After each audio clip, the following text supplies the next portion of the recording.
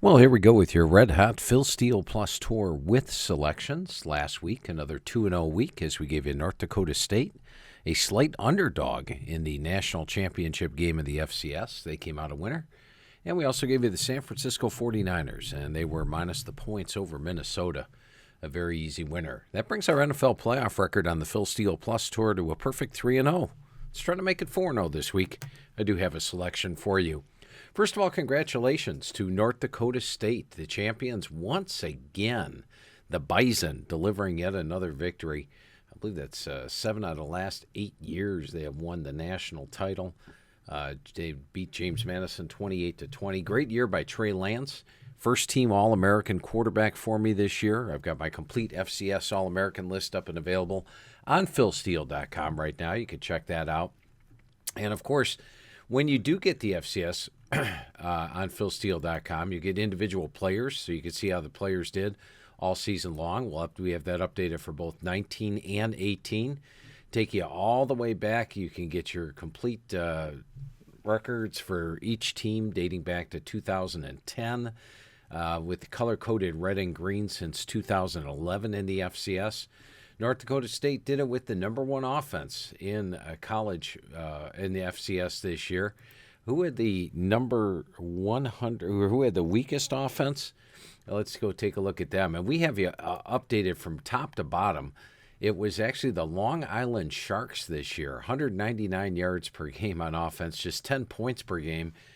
You see all the red here? Red naturally indicating losses in this column, so they did not win a game this year. Red indicating poor performances. Didn't have a bad defense, only gave up 343 yards per game, but when your offense is generating 10 points per game, odds are you're not going to win too many games. And how about that James Madison team? You know, when I talked to Coach Mike Houston, who was their head coach last year in the preseason, he told me James Madison would probably have the best defense in the FCS this year. Look at this. Held opponents to 114 yards per game below their season average. Even in the championship game, held North Dakota State to 124 below their season average. That was the best mark in the country, just 269 yards per game. Who had the weakest defense in the FCS this year? Well, let's go to Texas Southern. And Texas Southern this year gave up 553 yards per game, 45 points per game, 6.3 yards per carry, and allowed opponents 168 yards per game above their season average, ranking number 126 out of 126 FCS teams this year. So naturally, you get them all from top to bottom with the FCS version, complete analysis. We don't put out an FCS magazine anymore. Just wasn't enough interest. But if you are an FCS fan, this is updated all season long, color-coded green and red, game grades, everything updated. It is well worth it. And congratulations to LSU, a dominating win over Clemson in the championship game, 42-25, 628 yards offense. LSU this year averaged 211 yards per game, above the season average, what opponents allowed. Just an outstanding year. Did have a couple of red numbers here, but the defense got better down the stretch. So an outstanding year for LSU. All right, let's take a look now. Let's go to the NFL and get you up to date on this week's selection. And we're going to take a look at this matchup here. We got the Green Bay Packers against San Francisco. These guys have met quite a bit for the in the playoffs so far. Here's San Francisco over here. And San Francisco gets a large, I think it's a large advantage being at home. Has it been an advantage in the NFC? Well, in the NFC title game, the team that is home is 5-1 the last 6 years, 4-2 against the spread. So it has been a big help. Remember, Green Bay last week played a somewhat depleted Seattle team, beat them at home 28-23. It was a close one. Actually got outgained again. In fact, on the season, the Green Bay Packers being outgained by 9 yards per game on the season.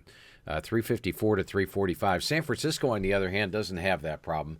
They're outgaining opponents by 103 yards per game. Dominated Minnesota last week. Held them to 7 first downs. And if you look at the San Francisco defense, you see all this green. That's when they were healthy. They got a little banged up in this stretch, gave up some yards and points. But now that they're back, they got a couple of key players back last week. 147 yards, 7 first downs they allowed. These two teams did play each other earlier in the year, and it was dominated by San Francisco. A quick look here sees they won this game 37-8. They had a If you look at the halftime score of the game, they led 23-0 with a 196 to 60 yard edge and just dominated the game 37-8. Excellent defense. And something else I want to point out, if you go here, we've got the NFL updated each week. We do this during the season. Offensive yards per game below and above season average.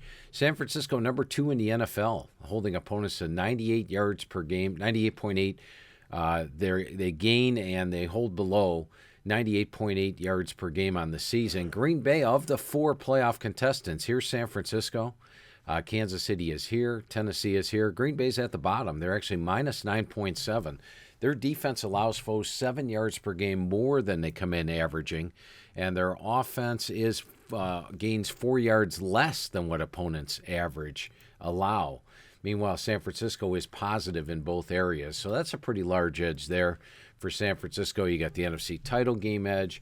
You got the fact that they're plus 103 yards per game. They're minus 9. You got the home field advantage. Green Bay coming off playing on a Sunday and traveling to San Francisco. Frisco played the early game on Saturday, getting an extra day off prior to it. So add it all up, San Francisco about a 7.5-point favorite. We've gone 3-0 in the playoffs so far. Hopefully make it 4-0 here. The official play for Phil Steele Plus this week is San Francisco, and they are minus 7.5. Once again, we give you individual stats updated, each game updated in the NFL. And if you go to the FBS, a couple of things I want to point out to you, since this is a Phil Steele Plus tour.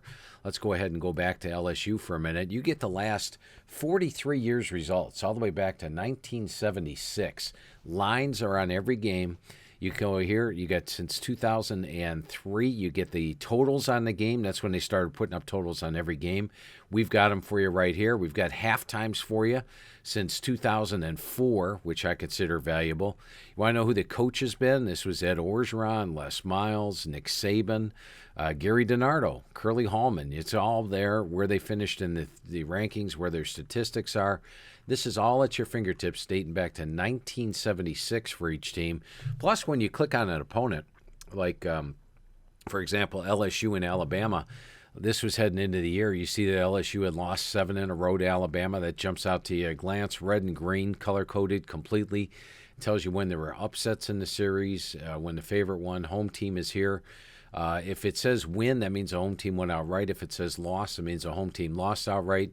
If it's green, that means the home team covered. If it's red, that means the visitor covered. So that's available on every single team. Naturally, we give you individual player stats. You get a start chart. Here's LSU's start chart for the season.